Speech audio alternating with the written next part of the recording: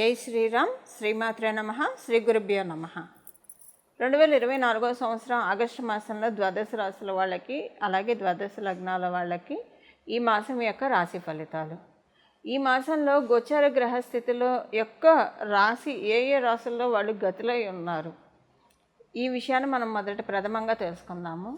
వృషభ రాశిలో గురుదేవుడు అలాగే మంగళ్ వీళ్ళిద్దరూ సంచారం చేస్తూ ఉన్నారు. 26వ తారీఖు వరకు కూడా ప్లానెట్ మంగళ్, గ్రహదేవత మంగళ్ వృషభ రాశిలోనే సంచారం ఉంటుంది. 27వ తారీఖు నుంచి ఆయన వృషభ రాశి నుంచి మిథున రాశిలోకి వెళ్తున్నారు. గురుమంగళ యోగానికి 27వ తారీఖు ఆగస్టు 27వ తారీఖున బ్రేక్ పడిపోతుంది. కర్కాటక రాశిలో సూర్యనారాయణమూర్తి సంచారము.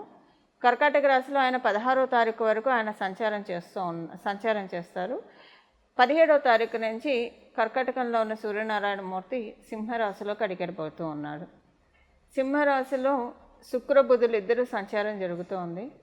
బుధ భగవానుడు ఈ నెల 6వ తారీఖు నుంచి ఆగస్టు 6వ తారీఖు నుంచి వక్రగతిలోకి వెళ్తూ ఉన్నాడు. శుక్ర భగవానుడు ఈ నెల 24వ తారీఖు వరకు కూడా సింహరాశిలో సంచారం చేస్తూ 25వ తారీఖు నుంచి సింహరాశి నుంచి కన్యారాశిలోకి అడుగుపెడుతూ ఉన్నారు. కన్యారాశిలో కేతు భగవానుడు సంచారము, వక్రించిన శనైశ్వరుడు కుంభరాశిలో సంచారము, రాహుదేవుడు మీనరాశిలో సంచారము. ఈ గోచార గ్రహస్థితుల రీత్యా ఈ మాసం ద్వాదశ రాశుల వాళ్ళకి అలాగే ద్వాదశ లగ్నాల వాళ్ళకి ఫలితాలు తెలుసుకుందాము. ఈ ఫలితాలు తెలుసుకోవడానికి ముందుగా ఈ మాసము గోచార గ్రహస్థితుల్లో ఏదైనా ప్రత్యేక అంశం చోటు చేసుకుంటుందా? ప్రత్యేక అంశం అయితే డెఫినెట్గా ఉంది. ఈ మాసం చివరిలో ఏర్పడుతుంది ప్రత్యేక అంశము. 24వ తారీఖు తర్వాత నుంచి శుక్రాచార్యుల వారు ఎప్పుడైతే కన్యారాశిలోకి వెళ్తారో అది ఆయన నీచ స్థానము. అలాగే అక్కడ కేతు భగవానుడు కూడా సంచారం చేస్తూ ఉన్నారు. ఇది చాలా విశేష అంశం అని చెప్పుకోవాలి. దీని గురించి అంటే దీనివల్ల ద్వాదశ రాశుల వాళ్ళకి ఏమన్నా జాగ్రత్తలు ఉన్నాయా, ఇవన్నీ కూడా మనం ఈ వీడియోలో తెలుసుకోవడానికి ప్రయత్నిద్దాము. అలాగే సూర్యనారాయణమూర్తి తన సక్షేత్రమైన సింహరాశిలోకి 17వ తారీఖు నుంచి అడుగు పెడుతూ ఉన్నారు. ఇదొక ప్రత్యేక అంశము. గోచారంలో 2 గ్రహాలు వక్రగతిలో, ఆల్రెడీ శనైశ్వరుడు వక్రగతిలో ఉన్నారు. 6వ తారీఖు నుంచి బుధ భగవానుడు కూడా వక్రగతిలోకి వెళ్తూ ఉన్నారు. గురుమంగళ యోగాన్ని కలగచేసిన 2 గ్రహ దేవతలు గురుదేవుడు మరియు మంగళ్ వీళ్ళిద్దరూ కూడా ఈ మాసం 27వ తారీఖు నుంచి గురుమంగళ యోగానికి బ్రేక్ పడుతూ ఉంది. అంటే మిథున రాశిలోకి ఆయన వెళ్ళిపోయిన తర్వాత గురుమంగళ యోగం విడిపోతుంది. ఇవన్నీ కూడా విశేషాంశాలు ఈ మాసము. అయితే ఈ మాసం మొదటి 3 రోజులు ఇంకా ప్రత్యేక అంశం ఉంది. అదొకసారి నేను మీకు చెప్పి ఈ ప్రత్యేక అంశాన్ని మీ జన్మజాతకంలో ఉన్నా లేకపోయినా ఎలా యాక్టివేట్ చేసుకోవాలి ఇది కూడా మనం ఒకసారి మాట్లాడుకుందాం. చంద్రభగవానుడు ఈ మాసం 3 రోజులు, మొదటి 3 రోజులు కూడా అంటే ఆగస్టు 1వ తారీఖు నుంచి ఆగస్టు 3వ తారీఖు వరకు ఆయన మిథున రాశిలో సంచారం చేస్తూ ఉన్నారు. మిథున రాశిలో ఆయన సంచారం చేస్తున్నప్పుడు గ్రహమాలిక యోగం ఒకటి ఖగోళంలో చోటు చేసుకుంటూ ఉంది. ఎక్కడి నుంచి చోటు చేసుకుంటూ ఉంది? మిథున రాశి నుంచి స్టార్ట్ అవ్వలేదు ఈ గ్రహమాలిక యోగము. కానీ ఈ గ్రహమాలిక యోగము వృషభ రాశి మొదలుకొని కన్యా రాశి వరకు గ్రహమాలిక యోగం ఏర్పడుతుంది. మొదటి 3 రోజులు ఆగస్టు 1వ తారీఖు, 2వ తారీఖు, 3వ తారీఖు. ఇది చాలా ప్రత్యేక అంశము. ద్వాదశ రాశుల వాళ్ళు కూడా, ద్వాదశ లగ్నాల వాళ్ళు కూడా ఒడిసి పట్టుకోవాలి.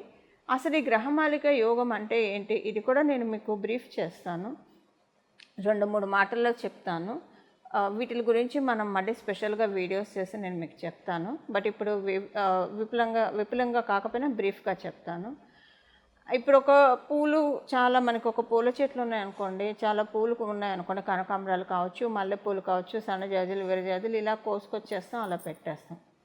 భగవంతుడికి పెడతాం. మనకైతే అది దండ కట్టుకుంటేనే పెట్టుకోగలుగుతాం. మన తలలో దండ కట్టుకోకపోతే మనం పెట్టుకోలేము. భగవంతుడి కంటే ఆయన పాదాల దగ్గర పెడతాము. భగవంతుడికి కూడా దండ కడితే చక్కగా పూల మాల వేస్తే చూడటానికి చాలా ప్లెజెంట్గా, అందంగా అనిపిస్తాయి దేవుడి విగ్రహాలు. మనం మాలలు అందుకే కదా వేసేది. చాలా మనకి పుణ్యము. అక్కడ చూడటానికి కూడా అలంకరణ చాలా బాగా అనిపిస్తుంది.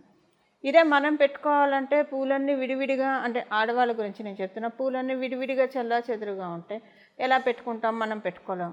వాటన్నిటిని మనం ఏం చేస్తాం, చక్కగా ఒక దండలాగా కుట్టి, ఒక దండలాగా కట్టి, కొంతమంది చాలా గుత్తిగా అల్లుతారు, కొంతమంది విడివిడిగా అల్లుతారు. సో ఎవరికి ఇష్టానుసారం వాళ్ళు చక్కగా కట్టేసేసి మ్యాక్సిమం గుత్తిగానే అల్లుతారు. అంటే ఎక్కడ గ్యాప్ లేకుండా చాలా దగ్గర దగ్గర పెట్టి అల్లుతారు. ఇది మనం తలలో పెట్టుకుంటే చాలా అందంగా కూడా ఉంటుంది చూడటానికి. అయితే ఈ గ్రహమాలిక యోగం కూడా అలాంటిదే. ఎప్పుడైనా సరే పూలు విడివిడిగా ఉన్నప్పుడు వచ్చేదానికంటే కలిసి ఉన్నప్పుడు చూడటానికి అందంగా ఉంటాయి. అలాగే గ్రహ సంపత్తి, ఈ గ్రహమాలిక యోగం అంటే ఇప్పుడు వృషభ రాశిలో, మిథున రాశి, కర్కాటక రాశి, సింహరాశి మరియు కన్యా రాశి, ఈ 5 రాశుల్లో కూడా గ్రహమాలిక యోగం ఏర్పడింది. ఈ 5 రాశుల్లో గ్రహాలన్నీ చక్కగా అలైన్ అయ్యి ఉన్నాయి అన్నమాట. ఇది ఇంకొక మీకు అర్థం చెప్పాలంటే, ఏదైనా ఒక ఫంక్షన్ ఆర్గనైజ్ చేస్తూ ఉన్నాం అనుకోండి. ఇప్పుడు ఫంక్షన్ ఆర్గనైజ్ చేసే హెడ్ ఆయన మొత్తం ఆయన కావచ్చు, ఆమె కావచ్చు, అన్ని వ్యవహారాలు వాళ్ళే చూసుకోలేరు. గ్రౌండ్ లెవెల్లో ప్రతి వ్యవహారం వాళ్ళే చూసుకోలేరు. లేదా ఒక కంపెనీ సీఈఓ కావచ్చు, ప్రతి వ్యవహారం వాళ్ళే చూసుకోలేరు. వాళ్ళు ఇంకొకళ్ళకి అసైన్ చేస్తారు, ఆ ఇంకోళ్ళు ఇంకొకళ్ళకి అసైన్ చేస్తారు, ఆ ఇంకోళ్ళు ఇంకొకళ్ళకి. ఇలాగ ఒక చైన్ సిస్టమ్ అనేది ఉంటుంది కదా. ఈ చైన్ సిస్టము ఎప్పుడు బ్రేక్ అవ్వకుండా నీట్గా వెళ్తే కనుక ఆ కంపెనీ చాలా బాగా డెవలప్ అవుతుంది. మనం కంపెనీ పరంగా మాట్లాడుకుంటే, ఒక ఫంక్షన్ పరంగా, ఒక శుభకార్య పరంగా మనం మాట్లాడుకుంటే, ఇలా కరెక్ట్గా అందరూ కూడా ఒక మాట మీద చేసుకుంటూ వెళ్తే కనుక ఆ శుభకార్యం కూడా సూపర్ సక్సెస్ అవుతుంది కదా. అలాంటిదే ఈ గ్రహమాలిక యోగం. అంటే అంతా కూడా గ్రహాలన్నీ చక్కగా ఈ వృషభ రాశి నుంచి ఒక 5 రాశుల్లో చక్కగా ఉంది. 5 రాశుల్లో ఉండడం వల్ల ఇది గ్రహమాలిక యోగం ఎవరి జన్మ జాతకంలో అయినా మీకు ఆల్రెడీ ఉంటే, ఇప్పుడున్న ఈ గ్రహమాలిక యోగం ఇంకా మంచి ఇంపాక్ట్ ఇస్తుంది. ఒకవేళ మీ జన్మజాతకంలో గ్రహమాలిక యోగం లేదనుకోండి, ఇప్పుడు అసలు ఏం చేస్తే ఈ గ్రహమాలిక యోగం మీకు అద్భుతంగా యోగిస్తుందో అది మనం తెలుసుకుందాము. అలాగే అసలు మీ జన్మజాతకంలో అసలు ఉందో లేదో మాకు తెలియదు అనుకున్నా కూడా బెంగలేదు. ఏం చేసుకుంటే ఈ గ్రహమాలిక యోగం యొక్క చక్కటి ఫలితాన్ని మీరు తీసుకోవచ్చు, మనం ఇప్పుడు తెలుసుకుందాము. తర్వాత మనం లాస్ట్లో కూడా రెమెడీ తెలుసుకుందాం. బట్ ఇప్పుడు నేను క్లుప్తంగా ఇది 3 రోజులకే వస్తుంది కాబట్టి, ఆగస్టు 1 నుంచి 3వ తారీఖు వరకే ఇది ఉంది. చంద్ర భగవానుడు వల్ల ఏర్పడుతూ ఉంది కాబట్టి, దేనికి ఈ 3 రోజులు ఏం చేయాలో నేను ఒకసారి మీకు చెప్తాను. ఆగస్టు 1వ తారీఖు నుంచి, అంటే మీరు జూలై 31వ తారీఖు నుంచి కూడా ఇది స్టార్ట్ చేయొచ్చండి. జూలై 31వ తారీఖు నుంచి ఆగస్టు 4వ తారీఖు వరకు, అంటే ఒక రోజు ముందు, ఒక రోజు తర్వాత, గ్రహమాలిక ఎండ్ అయిన తర్వాత ఒక రోజు తర్వాత, ఈ 4 రోజులు కూడా మీరు గంగా అమ్మవారి నామస్మరణం చేయాలి. ఈ గంగా అమ్మవారి నామస్మరణం ఎలా చేయాలి? మీరు గంగా గంగా గంగా అని అనుకుంటారా? లేదా గంగా అమ్మవారి ఆవిర్భావ ఘట్టం వింటారా? లేదా ఇప్పుడు నేను ఒక శ్లోకం చెప్తాను, ఈ శ్లోకాన్ని మీరు స్మరించినా సరే ఈ 4 రోజులు, అంటే జూలై 31వ తారీఖు నుంచి ఆగస్టు 4వ తారీఖు వరకు కూడా ఇప్పుడు నేను చెప్పబోయే శ్లోకాన్ని మీరు మనసులో తలుచుకుంటూ ఉంటే కనుక ఆ యోగం మీకు, ఆ గ్రహమాలిక యోగం మీకు చాలా చక్కటి సత్ఫలితాన్ని ఇస్తుంది.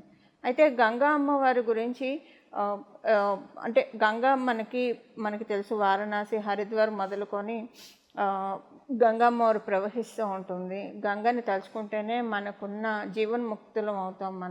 మనకున్న కర్మ ప్రక్షాళన జరుగుతుంది. అందుకే మనం గంగా నదిలో స్నానం చేస్తాం. ఏదైనా పుణ్య తీర్థాల్లో స్నానం చేస్తాం, పవిత్ర జలాన్ని తెచ్చి మన ఇంట్లో పెట్టుకుంటాం.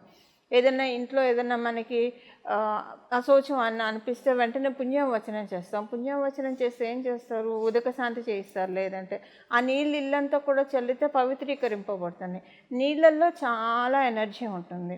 అయితే ఇప్పుడు దీనివల్ల బెనిఫిట్ ఏంటో నేను మీకు చెప్తాను, ఇది తలుచుకోవడం వల్ల. ఫస్ట్ ఎందుకంటే మనకి ఏం ఫలితం వస్తుందో, ఏం చేస్తే ఏం ఫలితం వస్తుందో తెలుసుకొని చేస్తే ఇంకా బాగా ఎక్కువగా చేస్తాం. కాబట్టి ఈ ఫలితం ఏంటంటే మీకు మనశ్శాంతి చాలా బాగా ఉంటుందండి. ఈ మాసం అంతా మనశ్శాంతి చాలా బాగా ఉంటుంది. ఒకటి, మైండ్ అంతా చాలా ప్లెజెంట్గా ఉంటుంది.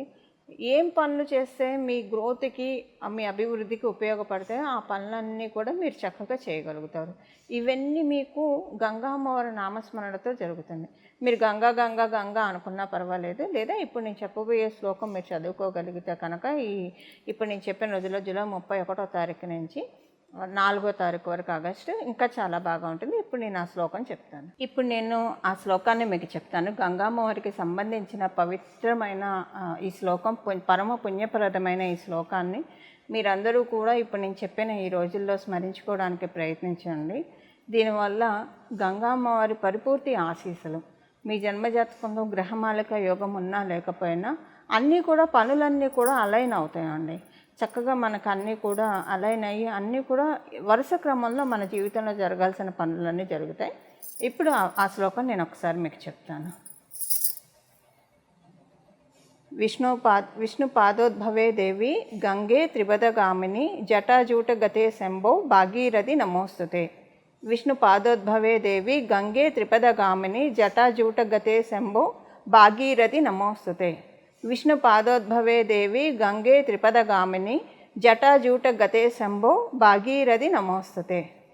ఇప్పుడు నేను చెప్పిన ఈ శ్లోకాన్ని నేను డిస్క్రిప్షన్లో కూడా మెన్షన్ చేయిస్తాను, మీ అందరికీ కన్ఫ్యూజన్ లేకుండా ఉండడానికి. ప్రతిరోజు కూడా ఈ శ్లోకాన్ని మీరు మనసులో స్మరించుకోవడానికి ప్రయత్నించండి. చక్కటి శుభ ఫలితాలను పొందండి.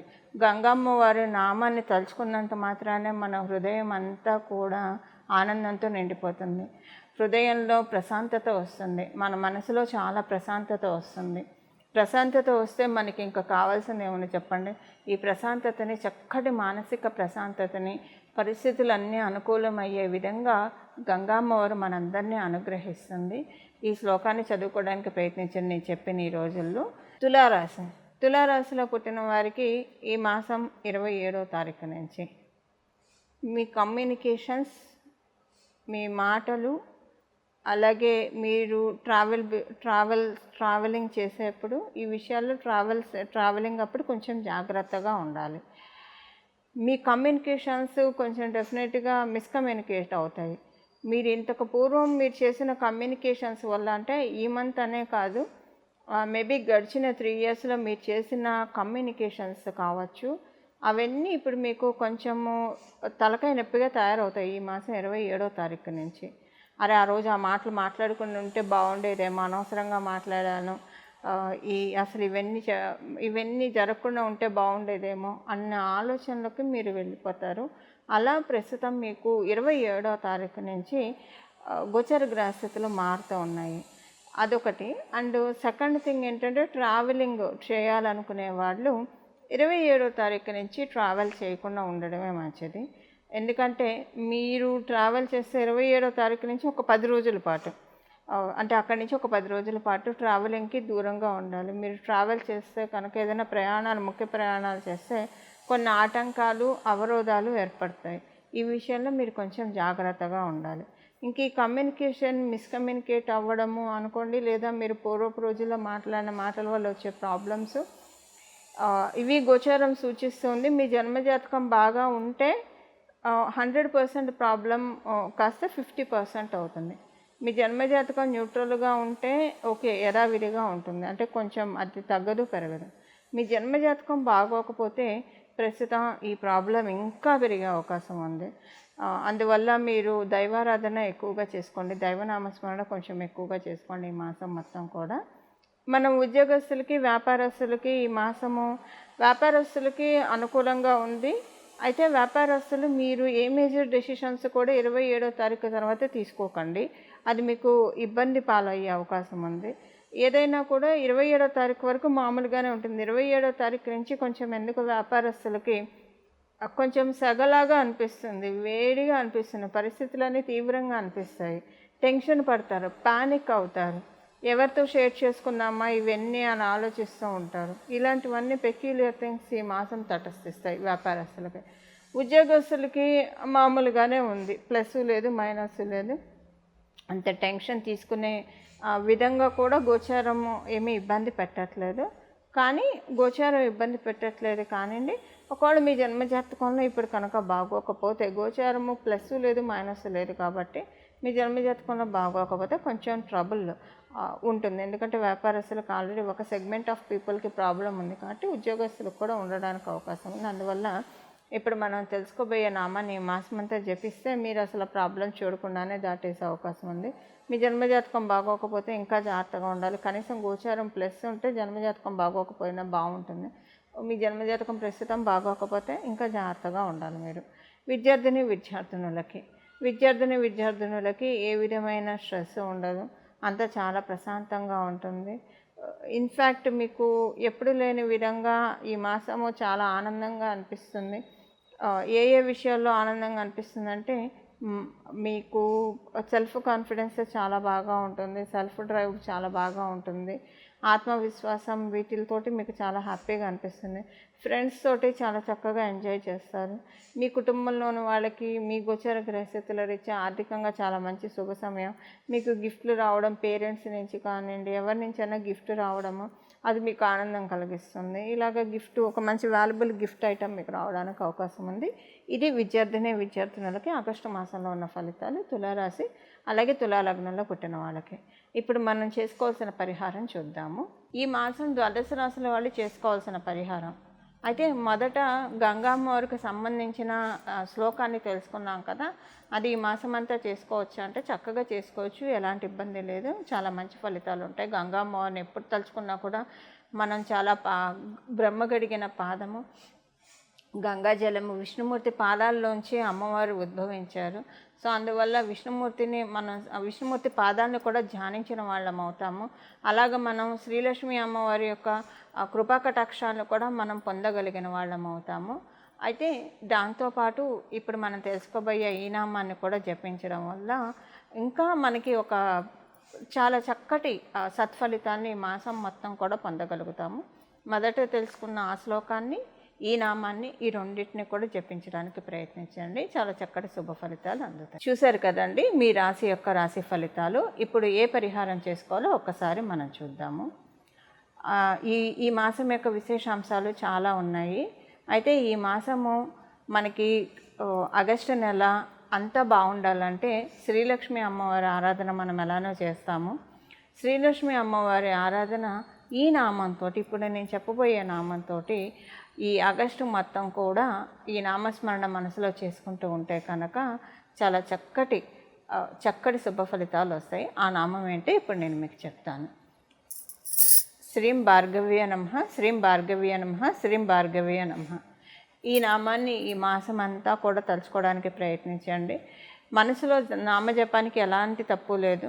మనసులో మీరు అంటే ఉదయాన్నే లేచి స్నానం చేసిన వెంటనే ఇప్పుడు నేను చెప్పిన నామాన్ని ఒక 108 సార్లు లేదా 21 సార్లు అనుకొని తర్వాత మీరు ఏ పనిలో ఉన్నా సరే బీజాక్షరం తీసేసి భార్గవ్య నమః, భార్గవ్య నమః, భార్గవ్య నమః అని అనుకుంటే కనుక చాలా మంచి ఫలితాలు వస్తాయి.